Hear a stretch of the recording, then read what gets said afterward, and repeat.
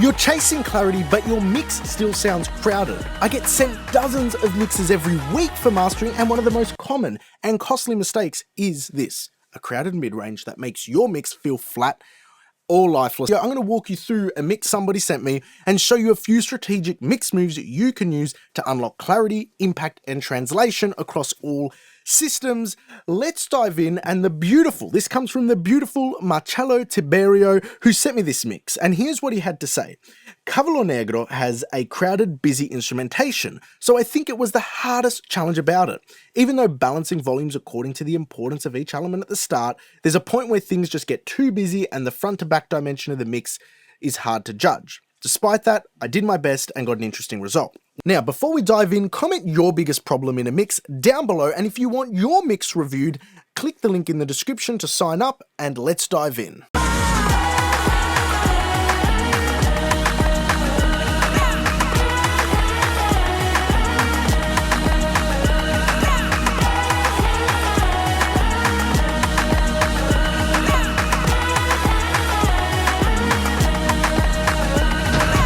How cool is that rim click, that galloping horse rim click? I love it. But the upper mids, the rim click, the vocal, the synths, all sitting and just congesting. And what I want to do is I've got an EQ here, which what we can do is if we listen to this with this EQ on, we'll actually just hear that upper mid range I was referencing.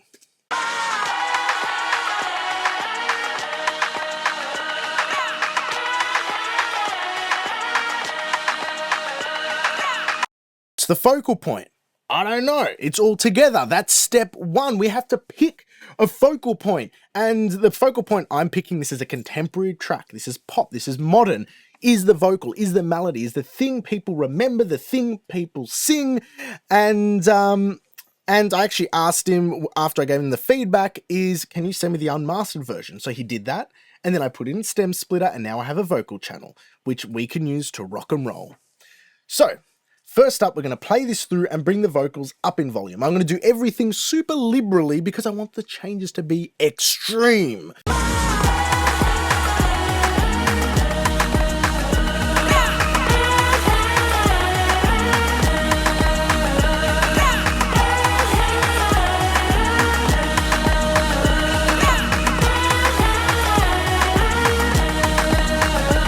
Going to sound really weird and not like a well-balanced mix right now, but we're just picking our battles. So focal point first.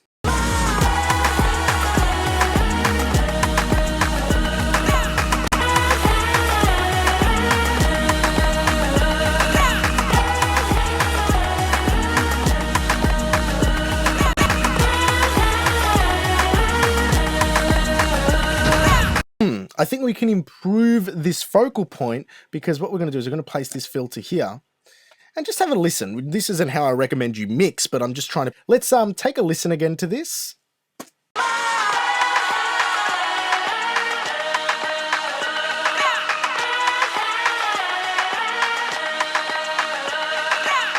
The reason why this is only half cooked is because the synths are still in that range. So let's just bring the synths down. So we're going to bring the synths down quite a lot. Let's take another listen to this. We'll turn this off.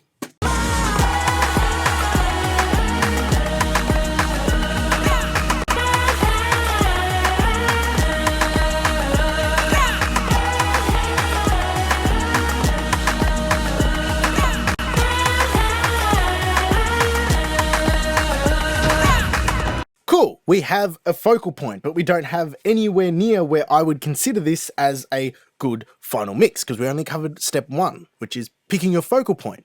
Now you have a focal point, but the mix feels anemic, because before it had all that nice mid-range, which was full, but the mix feels anemic now. So step two is support your focal point. Now, if we compartmentalize a mix into maybe 3 regions, you've got your bass, your mid-range, and your air. And the mid-range is the focal point, the bass supports the focal point because in contemporary music we dance, we move to the low end. So let's get the beat going, let's have the perk or the drums and the vocal playing, and we'll consider how is that low end really treating this.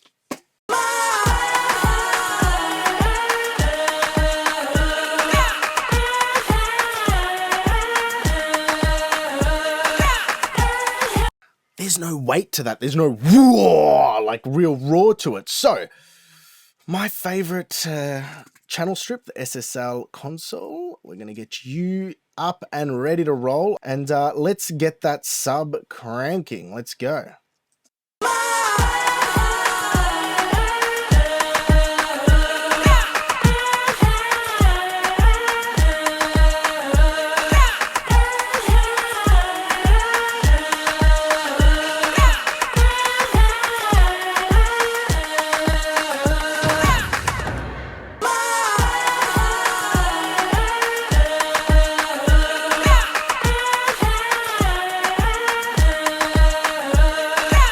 That sub is nice. That's really good. And there's one last little thing which we need to sort of clear up, which was the third element that was killing that mid-range was the rim click. So I'm just going to bring that down a little bit, and we might even compress it a bit just to stop that click cutting through too hard on the mix.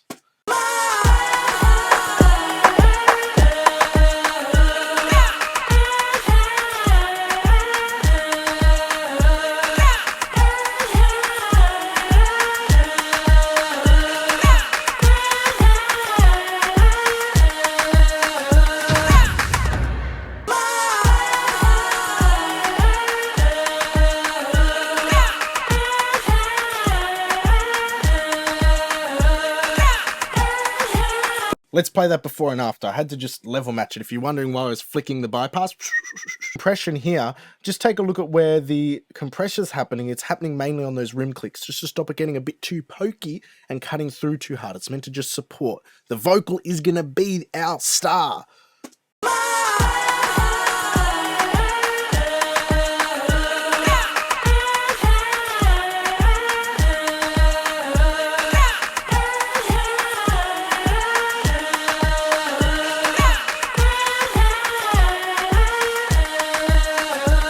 The kick is now supporting the vocal. That is beautiful. But because I've cranked the sub here, I think I'm going to have to end up cranking this running bass line as well. Just because relatively, I actually think the bass and the kick in the original mix were leveled really nicely together.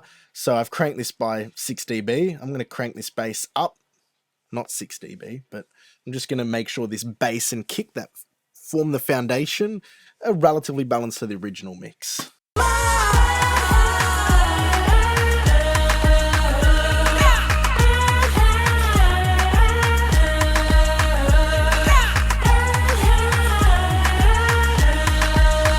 Okay, now let's take a listen to a few things. Let's listen to the original mix and then the current one of step 2, and then we'll go into step 3.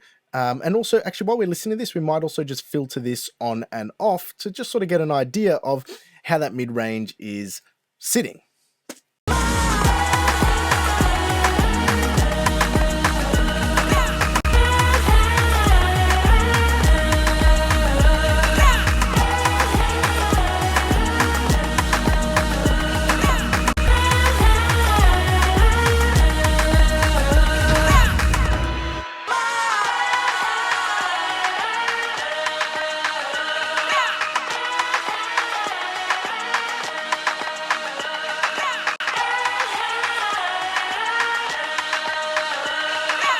Beautiful. Now we've got some good separation there, but now we're on to step 3, which is fill out the space. Now, what do you mean by fill out the space? Well, we've established what the focal point is. We've established the support or the foundation, making sure there's something to support that focal point, but we've got room in the top end and in the low mids where there isn't much there. Now, this isn't, again, this is just sort of observing the nuances of this mix. This isn't how you mix a song. This is just observing how to manage or the thought process behind clarity in the mid-range, focal point, support, filling out the space. This is number 3, filling out the space. Now, this is going to come from the synths here. We're going to throw Fat Pro Q4, and above 5 kilohertz. Man, I want this nice and bright and shiny.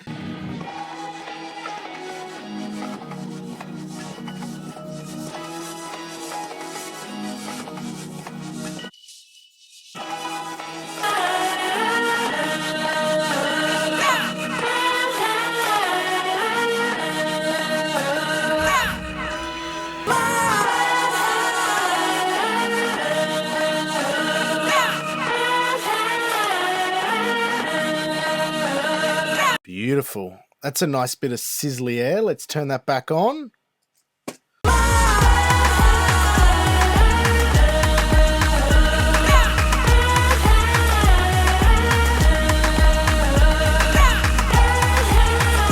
Love the upper register.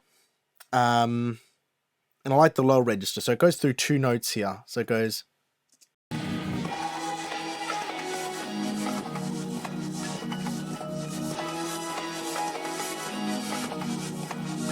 Those 2 notes, the high one and the low one. And I've got an issue here because when it goes in the upper register, it's nice and clear, which is good, but it lacks weight because we've dropped it so much in volume. But then when we go to the lower register, it's pretty well balanced because you've got those low mids there. So again, this is filling out the space around that focal point. We're going to go 300, 200 hertz-ish and play with this a little bit. Let's actually have everything playing so we really can lock this in.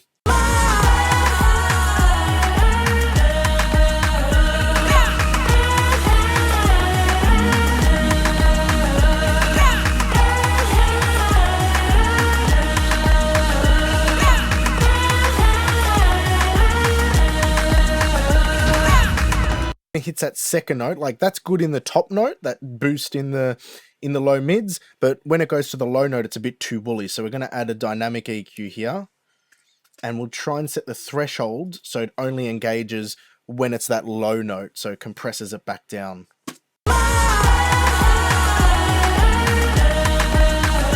Just loop that low note, that'll make it easy for me.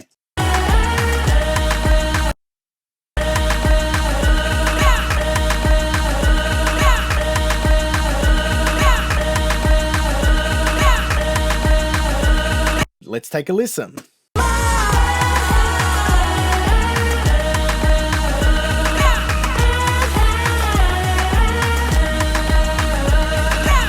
Now we've covered 3 steps and we will listen to the before and after.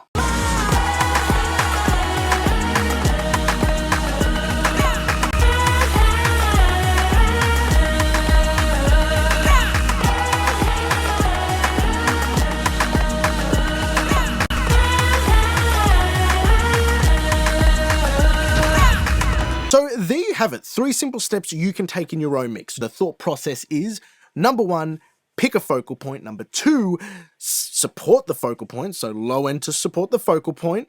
And then number 3, fill out the space around it.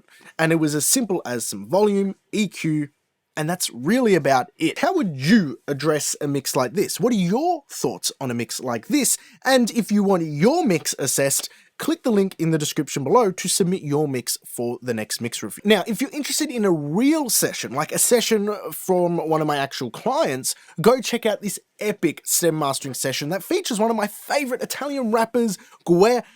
Check it out, click somewhere here, and see you next time.